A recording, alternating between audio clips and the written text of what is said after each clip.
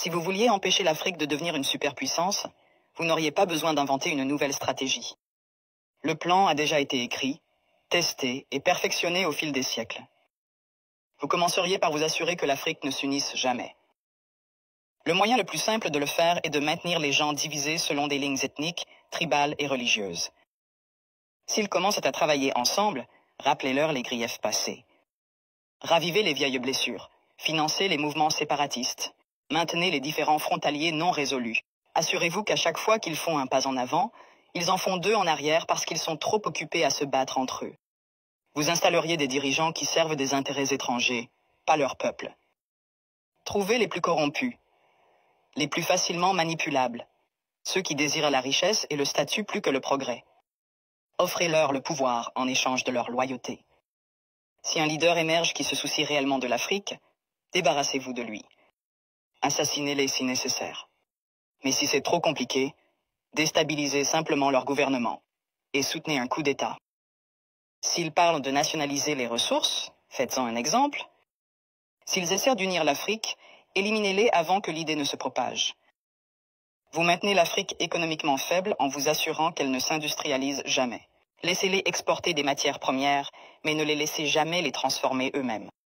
Contrôlez les mines, les champs pétrolifères, les minéraux rares. Gardez-les à vendre à bas prix et à acheter cher.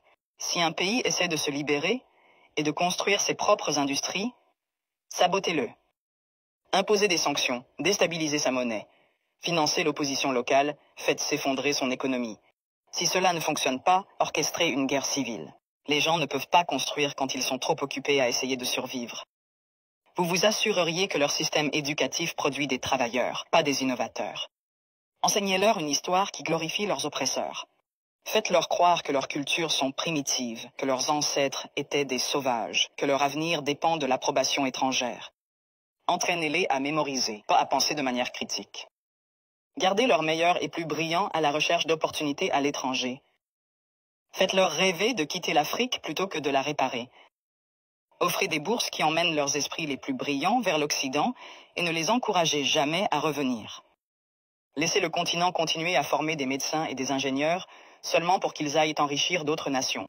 Vous contrôleriez leurs récits. Possédez leurs médias, contrôlez leurs histoires, dictez leur image au monde. Faites-leur croire qu'ils sont corrompus, sans espoir, éternellement en crise. Inondez leurs écrans de pornographie de la pauvreté et de zones de guerre. Montrez-leur des publicités caritatives qui leur font croire qu'ils sont impuissants, sans l'aide étrangère. Minimisez leur réussite. Transformez leur victoire en incidents isolés. Si un pays africain développe une innovation révolutionnaire, attribuez le mérite à un investisseur étranger. Si un dirigeant africain met en œuvre une politique réussie, présentez-la comme une anomalie plutôt qu'une preuve de compétence.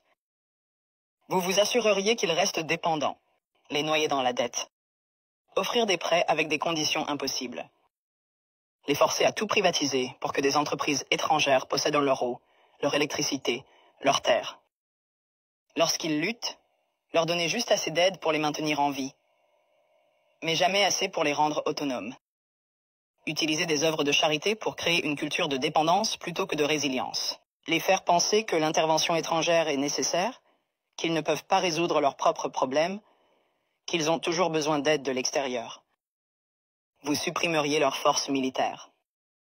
Maintenir leurs armées faibles, leurs industries de défense inexistantes. Leur vendre des armes pour qu'ils se battent entre eux, mais ne jamais les laisser développer une technologie militaire de pointe. Si un pays essaie de construire un système de défense solide, l'accuser d'être une menace pour la stabilité. S'assurer qu'ils aient toujours besoin de casques bleus étrangers, de bases militaires étrangères, de conseillers étrangers contrôlant leur sécurité. Les garder vulnérables à l'invasion, aux coups d'État et à l'ingérence étrangère. La formule est simple. Diviser, corrompre, exploiter, désinformer, contrôler. Les maintenir en train de se battre entre eux. Les faire regarder à l'extérieur pour des solutions. Les garder pauvres, dépendants, en insécurité. S'assurer que chaque tentative de se libérer rencontre une résistance si forte que la génération suivante y réfléchisse à 2 fois avant d'essayer à nouveau. Ce n'est pas une théorie, c'est l'histoire. La vraie question n'est pas comment empêcher l'Afrique de devenir une superpuissance. C'est comment l'Afrique peut briser le cycle, malgré tous les efforts pour la maintenir à terre.